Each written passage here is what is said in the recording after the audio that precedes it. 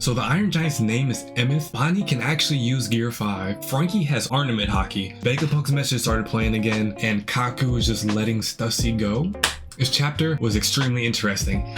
First though, as you can see, I'm black, and with being black, I need good lighting, and my light's dead, so you're gonna have to bear with me on this one. But the chapter review. So in the beginning of the chapter, Kaku and Stussy are actually talking to each other, and surprisingly, my man's Kaku is actually like letting her go. Me personally, I'm not standing for that. I don't care if you're a woman. Wait, whoa, that sounds crazy. This is why I script my videos. Wait, I just said that. Okay, look. Stussy betrayed Kaku and Lucci, right? I mean, like, she backstabbed them in the worst way possible, in the worst situation possible. I can understand that Kaku's like her friend or whatever, because you can see here, he's actually like shedding tears. I guess I understand it though, but like me personally though, I'm not letting you walk away.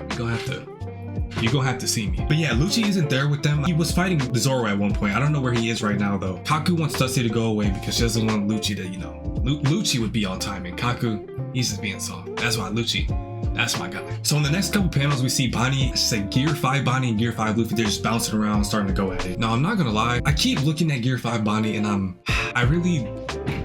I understand how her devil fruit works, right? Distorted future. She's able to like go into a future and, you know, she's able to be like, oh yeah, like show me a future where I'm totally free, and then boom, her freedom was Joy Boy, Nika. So Gear 5, it makes sense, right?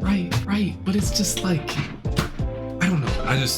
It's a weird ability, but it's Oda, so I'm gonna just let him cook. They're all the giants and everyone, they're all glazing Luffy, calling him, oh my gosh, Nika. Why am I forgetting the pterodactyl's name? Hold on. Ethan, that's his name. Ethan?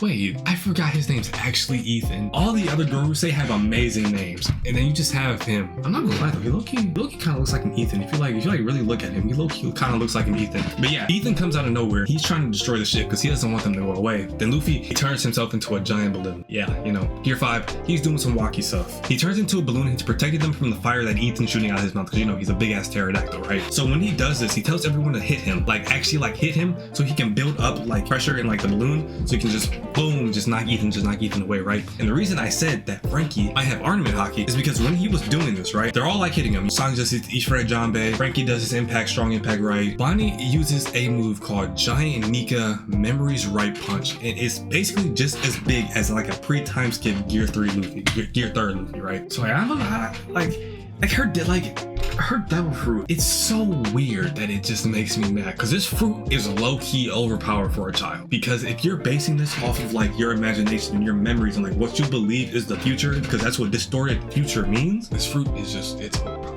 You could you could basically copy any devil fruit that you see and that you believe, and you can literally do that. After they all do their moves, right, Luffy says ouch, and he's like, yeah, that hurts because you're all using Haki. Yeah, Sanji, Frankie, and Bonnie, they all hit him with moves. Now you can argue that he could have been only talking about Sanji, or only talking about Bonnie, or only talking about Bonnie and Sanji and not Frankie, but like, we have never known that Frankie could use any type of Haki. All we knew is that he was just a great craftsman. Like, if we're gonna take that for what it is, and he's, and you guys, you all, you know, guys as in like all of them, you guys are using Haki.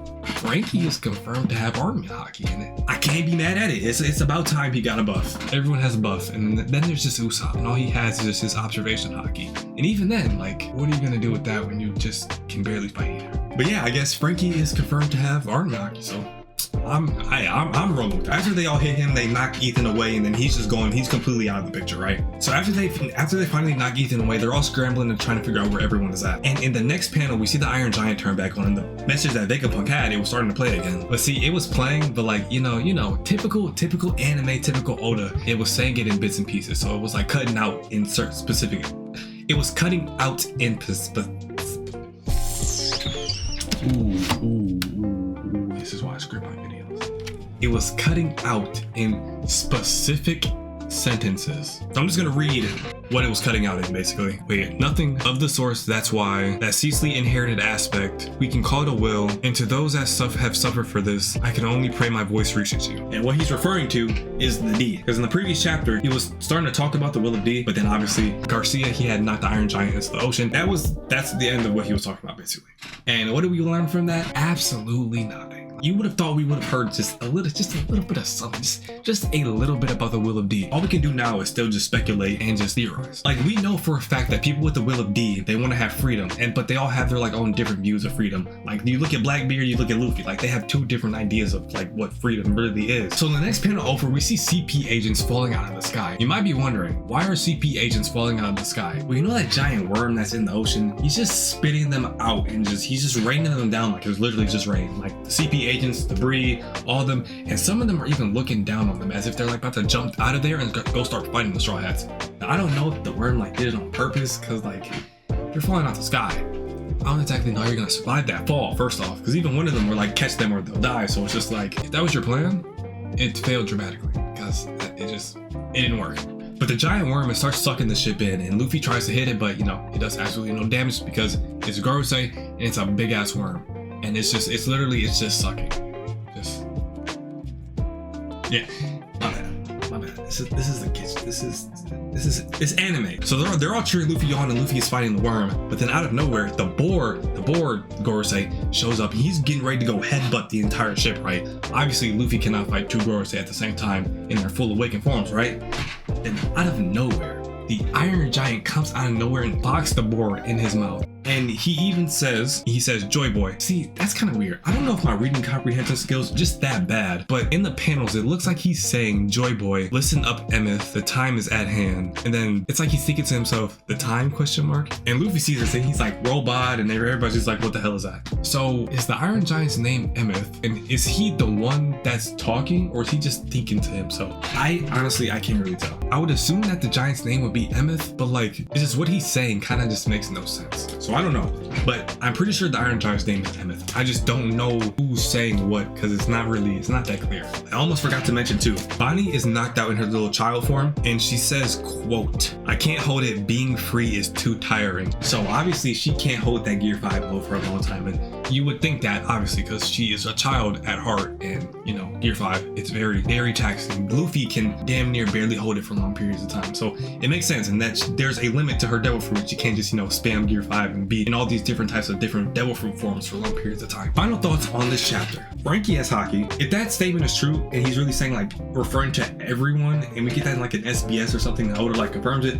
Frankie has hockey as far as I'm concerned. So he can box some of your favorite characters. I'm not gonna lie, if he has hockey. Giant's name being Emeth, I'm not sure exactly if that's actually his name, or like, I don't know. I'm pretty sure his name's Emeth. I can't tell who's the one that's talking. And then Vegapunk's message, we basically still know nothing about the Will of D. Literally from this chapter, all we just know is that Bonnie can't spam Gear 5 and the Iron Giant's name is Emeth. But yeah, that's the chapter. Make sure you like, comment, subscribe, and I'll see you in the next chapter review or just the next video. You know, 99% of you are subscribed, by the way. So please, for me, you know what I'm saying? Just go ahead and click that sub button.